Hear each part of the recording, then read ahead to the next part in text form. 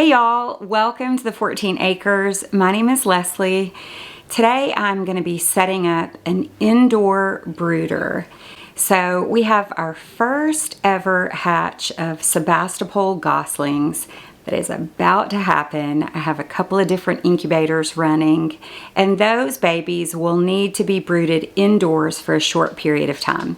So today I was gonna come on and show y'all all of my favorite products for brooding indoors. Of course, the first thing you're gonna need is some type of a box. I've used anything from galvanized troughs to Sterilite tubs. You're definitely going to need a lid, and that lid needs to be ventilated, of course. The thing with chicks, if you're brooding chicks, is they can hop and they want to be in the highest location. So chicks very quickly will hop out of a box. They'll get on top of feeders, on top of waterers, and they will hop out. So the brooder box must have a lid. This one has a little two-part lid. This one is reinforced with hardware cloth. This also has a little divider here that can be removed. So there are basically two separate portions inside this box. I'll be removing the divider for my purposes.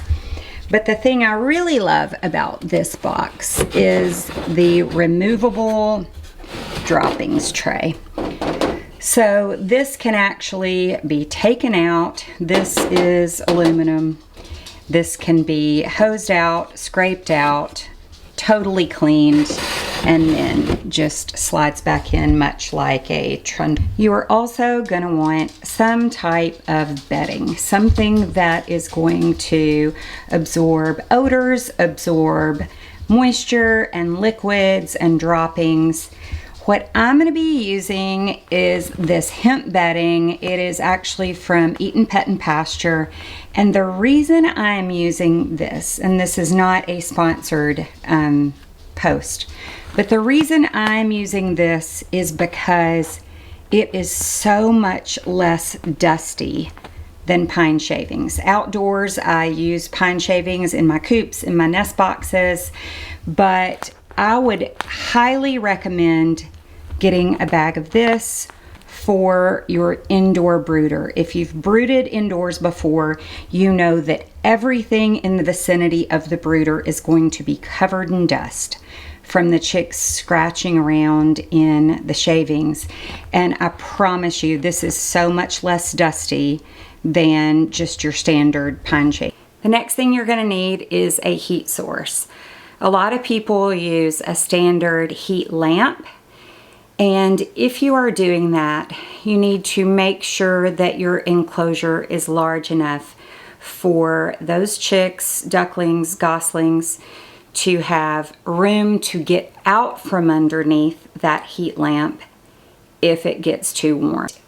But early on in my chicken journey, 10 years ago, I was following an account who actually had a barn fire from a heat lamp, from a standard heat bulb in just a clip-on fixture. So it literally burned their barn to the ground. Ever since then, I searched out other options and things that were safer for the animals, for my home, for my family, for my barn. And what I really have fallen in love with is these little radiant plate warmers. So I love these for a lot of different reasons. Number one, they are not a fire hazard. Number two, they're incredibly energy efficient. Number three, it mimics nature, and that's what we try to do in everything with hatching and brooding. We're trying to do things as close to what that mama hen or that mama goose, mama duck would be doing. So this allows the babies to run under and get under that warmth. They also have adjustable legs, so as the babies grow, you can raise and lower the heat source. This is absolutely a game changer for me. I feel incredibly safe having this going in my house and in my barn. They come in different sizes. They're made by lots of different companies, but these radiant plate heaters, warmers, I think are the way to go when brooding chicks, ducklings, goslings. So of course, you're also gonna need a feeder and a waterer. They come in lots of different types, lots of different sizes. You know, you would probably start off with something smaller and then it will need to grow as your chicks grow. If you're keeping those chicks indoors for several weeks, they are going to quickly outgrow the smallest of those feeders and waterers, or else you're going to find yourself filling them up multiple times a day. I like to start off with these bases that are interchangeable with different size reservoirs. They come in plastic, they come in a galvanized metal. One thing I love about these, and a lot of people might not be aware, that these actually fit small mouth or standard mouth mason jars. So not the wide mouth, but the small mouth jars.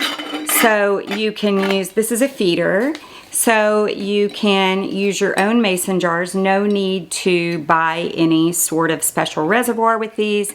These bases last a long, long time. I mean, especially in this galvanized metal. And, you know, save you some expense there. I also like the way it looks. So I can do that for food. The waterers also come in plastic or galvanized metal. We have incredibly hard water here, so lots of minerals in our water.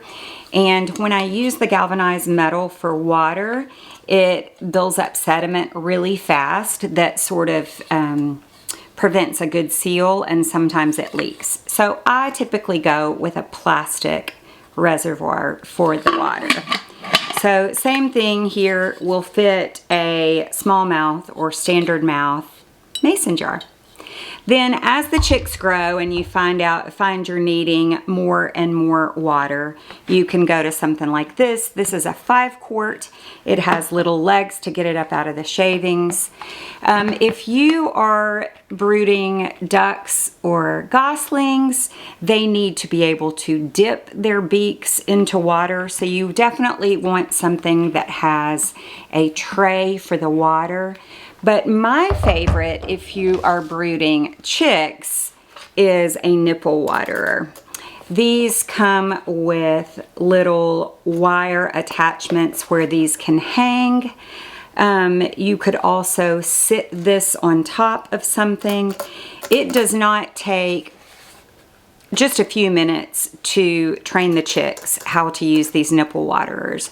This will save the shavings and everything from getting so wet, from water getting spilled, and just a lot less messy. So if I'm brooding chicks or turkey poults, I will use a nipple waterer. They don't really have the need to dip and submerge their beaks like a duck or a goose does. A duck and goose needs to be able to wash out its nostrils, so they need to be able to really dip their bill down in the water. But this is a game changer when brooding chickens inside. Highly recommend this.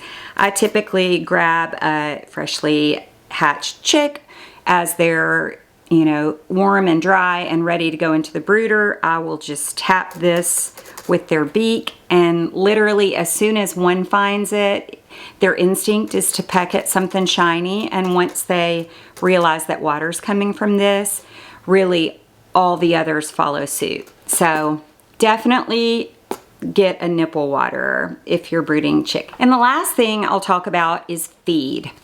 Those babies are going to need a nutritionally complete feed. It needs to be small, like a crumble, and it is going to be species specific. Different types of birds require different levels of protein.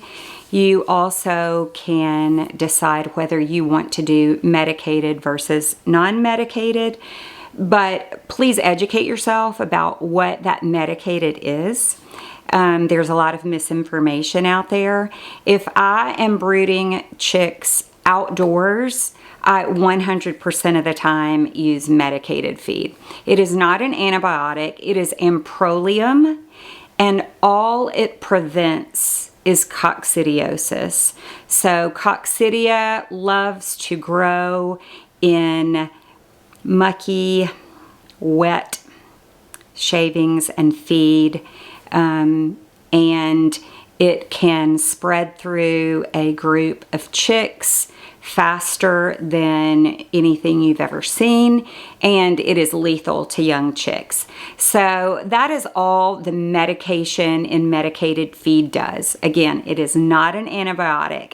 It is amprolium, and it just prevents coccidiosis.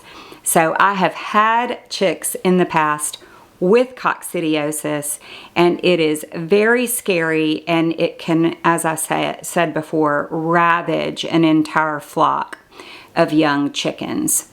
So if you are going to be brooding outdoors and there is more of a chance of those chicks being in muddy, mucky situation, I would definitely recommend medicated feed. But I am brooding goslings.